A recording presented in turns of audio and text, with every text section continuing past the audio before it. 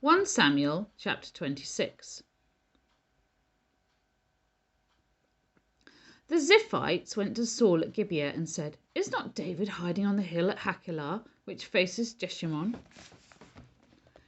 So Saul went down to the desert of Ziph with his 3,000 select Israelite troops to search there for David. Saul made his camp beside the road on the hill of Hachilah facing Jeshimon, but David stayed in the wilderness. When he saw that Saul had followed him there, he sent out scouts and learned that Saul had definitely arrived. Then David set out and went to the place where Saul had camped. He saw where Saul and Abner, son of Ner, the commander of the army, had lain down. Saul was lying inside the camp, with the army camped around him. David then asked Ahimelech the Hittite and Abishai, son of Zeruiah, Joab's brother, "Who will go down into the camp with me to Saul?" "I'll go with you," said Abishai. So David and Abishai went to the army by night, and there was Saul lying asleep inside the camp with his spear stuck in the ground near his head. Abner and the soldiers were lying around him. Abishai said to David, "Today God has given your enemy into your hands. Now let me pin him to the ground with one thrust of the spear. I won't strike him twice." But David said to Abishai, "Don't destroy him. Who can lay a hand on the Lord's anointed and be guiltless? As surely as the Lord lives," he said, "the Lord himself will strike him, or his time will come and he will die, or he will go into battle and perish. But the Lord forbid that I should lay a hand on the Lord's anointed. Now get the spear and water jug that are near his head, and let's go." So David took the spear and water jug near Saul's head, and they left. No one saw or knew about it, nor did anyone wake up. They were all sleeping because the Lord had put them into a deep sleep. Then David crossed over to the other side and stood on top of the hill some distance away. There was a wide space between them. He called out to the army and to Abner, son of Ner, "Aren't you going to answer me, Abner?" Abner replied, "Who are you who calls to the king?" David said, "You're a man, aren't you? And who is like you in Israel? Why didn't you guard your lord the king? Someone came to destroy your lord the king. What you have done is not good. As surely as the Lord lives, you and your men must die because you did not guard your master, the Lord's anointed. Look around you. Where are the king's spear and water jug that were near his head?" Saul recognized David's voice and said, "Is that your voice, David, my son?" David replied, "Yes, it is, my lord the king." And he added, "Why is my lord pursuing his servant? What have I done, and what wrong am I guilty of? Now let my lord the king listen to his servant's words. If the Lord has incited you against me, then may he accept an offering. If, however, the people have done it, may they be cursed before the Lord. They have driven me today from my share in the Lord's inheritance, and have said, 'Go serve other gods.' Now do not let my blood fall to the ground far from the presence of the Lord. The king of Israel has come out to look for a flea as one hunts for a partridge in the mountains." Then Saul said, "I have sinned. Come back, David, my son. Because you considered my life precious today, I will not try to harm you again. Surely I have acted like a fool and have been terribly wrong." "Here is the king's spear," David answered. "Let one of your young men come over and get it. The Lord rewards everyone for their righteousness and faithfulness. The Lord gave you into my hands today, but I would not lay a hand on the Lord's anointed. As surely as I valued your life today, so may the Lord value my life and deliver me from all trouble." Then Saul said to David, "May you be blessed, David, my son. You will do great things and surely triumph." So David went on his way, and Saul returned home. Chapter 27. But David thought to himself, "One of these days I shall be destroyed by the hand of Saul. The best thing I can do is to escape to the land of the Philistines. Then Saul will give up searching for me anywhere in Israel, and I will slip out of his hand." So David and the 600 men with him left and went over to Achish, son of Maok, king of Gath. David and his men settled in Gath with Achish. Each man had his family with him. David had his 2 wives, Ahinoam of Jezreel and Abigail of Carmel, the widow of Nabal. When Saul was told that David had fled to Gath, he no longer searched for him. Then David said to Achish, "If I have found favour in your eyes, let a place be assigned to me in one of the country towns that I may live there. Why should your servant live in the royal city with you?" So that on that day Achish gave him Ziklag, and it has belonged to the kings of Judah ever since. David lived in Philistine territory for a year and 4 months. Now David and his men went up and raided the Gershurites, the Girzites, and the Amalekites. From ancient times these people had lived in a land extending to Shur and Egypt. Whenever David attacked an area, he did not leave a man or woman alive, but took sheep and cattle, donkeys and camels, and clothes. Then he returned to Achish. When Achish asked, "Where did you go raiding today?" David would say, "Against the Negev of Judah, or against the Negev of Jerahmeel, or against the Negev of the Kenites." He did not leave a man or woman alive to be brought to Gath, for he thought, they might inform on us and say, "This is what David did." And such was his practice as long as he lived in Philistine territory. Achish trusted David and said to himself, "He has become so obnoxious to his people, the Israelites, that he will be my servant for life."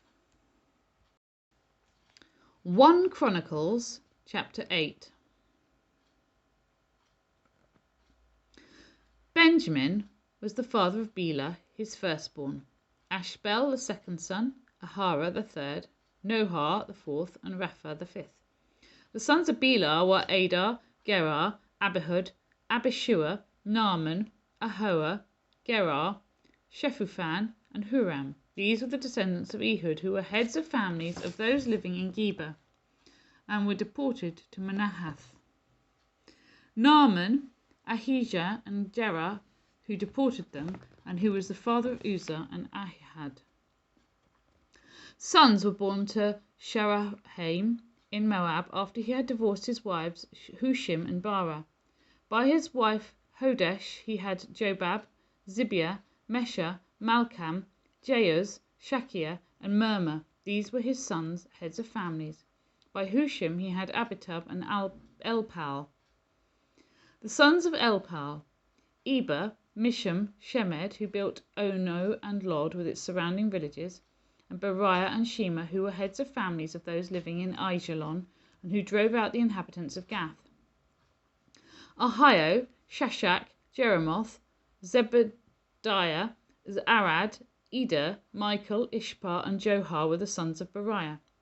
Zebediah, Meshullam, Hizki, and Heber, Ishmerai, Isliah, and Jobab were the sons of Elpal. Jakim, Zikri, Zabdi, Elionai, Zelethai, Eliel, Adiah, Beriah, and Shimrath were the sons of Shimei. Ishban, Eber, Eliel, Abdon, Zikri, Hanan, Hananiah, Elam, Anthothijah, Ifdaiah, and Penuel were the sons of Shashak. Shamsharai, Shehariah, Atalia, Jarashiah, Elijah, and Zikri were the sons of Jeroham. All these were heads of families, chiefs as listed in their genealogy, and they lived in Jerusalem. Jael, the father of Gibeon, lived in Gibeon. His wife's name was Maacah, and his firstborn son was Abdon, followed by Zur, Kish, Baal, Ner, Nadab, Gedor, Ahio, Zechah, and Mikloth, who was the father of Shimeah. They too lived near their relatives in Jerusalem. Ner was the father of Kish, Kish the father of Saul, and Saul the father of Jonathan, Malchishua, Abinadab, and Eshbaal. The son of Jonathan, Merib-Baal, who was the father of Micah. The sons of Micah: Pithon, Melech, Teriah, and Ahaz. Ahaz was the father of Jehoadad. Jehoadah was the father of Alameth, Asmaveth, and Zimri was the father of Mosa. Mosa was the father of Beniah.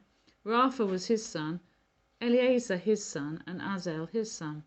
Azel had 6 sons, and these were their names: Aziram, Bochuru, Ishmael, Shereah, Obadiah, and Hanan. All these were the sons of Azel.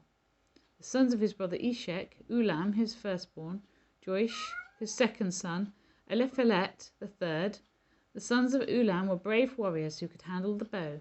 They had many sons and grandsons, of 150 in all. All these were the descendants of Benjamin.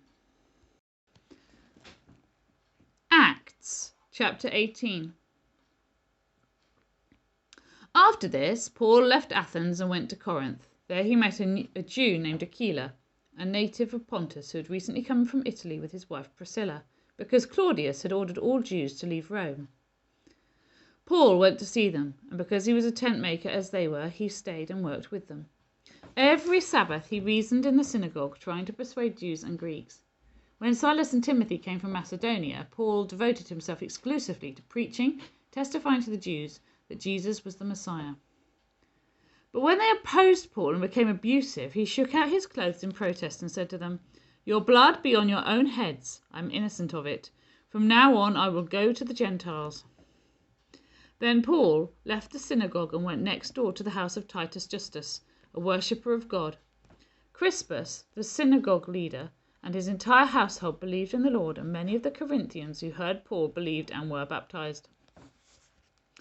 One night the Lord spoke to Paul in a vision. "Do not be afraid. Keep on speaking. Do not be silent, for I am with you, and no one is going to attack and harm you, because I have many people in this city." So Paul stayed in Corinth for a year and a half, teaching them the word of God. While Gallio was proconsul of Achaia, the Jews of Corinth made a united attack on Paul and brought him to the place of judgment. "This man," they charged, "is persuading the people to worship God in ways contrary to the law." Just as Paul was about to speak, Gallio said to them, "If you Jews were making a complaint about some misdemeanor or serious crime, it would be reasonable for me to listen to you. But since it involves questions about words and names in your own law, settle the matter yourselves. I will not be a judge of such things." So he drove them off. Then the crowd there turned on Sosthenes, the synagogue leader, and beat him in front of the proconsul, and Gallio showed no concern whatsoever. Paul stayed on in Corinth for some time. Then he left the brothers and sisters and sailed for Syria, accompanied by Priscilla and Aquila. Before he sailed, he had his hair cut off at Cenchreae because of a vow he had taken. They arrived at Ephesus, where Paul left Priscilla and Aquila himself and went to the synagogue and reasoned with the Jews. When they asked him to spend more time with them, he declined, but as he left, he promised, "I will come back if it is God's will." Then he set sail from Ephesus. When he landed at Caesarea, he went up to Jerusalem and greeted the church, then went down to Antioch. After spending some time in Antioch, Paul set out from there and travelled from place to place throughout the region of Galatia and Phrygia, strengthening all the disciples. Meanwhile, a Jew named Apollos, a native of Alexandria, came to Ephesus. He was a learned man with a thorough knowledge of the Scriptures. He had been instructed in the way of the Lord, and he spoke with great fervour and taught about Jesus accurately, though he knew only the baptism of John. He began to speak boldly in the synagogue. When Priscilla and Aquila heard him, they invited him to their home and explained to him the way of God more adequately. When Apollos wanted to go to Achaia, the brothers and sisters encouraged him and wrote to the disciples there to welcome him. When he arrived, he was a great help to those who by grace had believed, for he vigorously refuted his Jewish opponents in public debate, proving from the Scriptures that Jesus was the Messiah.